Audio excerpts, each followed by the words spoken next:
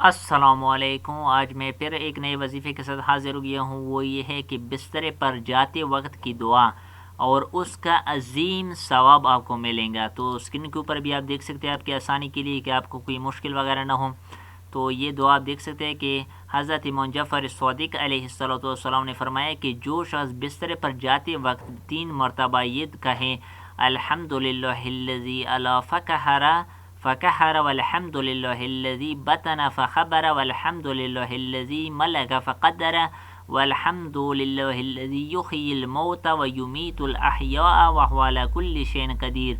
تمام تعریفیں اس اللہ کے لیے ہے جو بلند ہے، غالب بھی ہے، اور تمام تعریفیں اس اللہ کے لیے ہے جو پوشیدہ ہے اور باخبر بھی ہے، اور تمام تعریفیں اس اللہ کے لیے ہے جو مالک ہے، قادر بھی ہے، اور تمام تعریفیں اس اللہ کے لیے ہیں جو مردوں کو زندہ کرتا ہے اور زندوں کو مارتا ہے اور وہ ہر چیز پر قادر ہے۔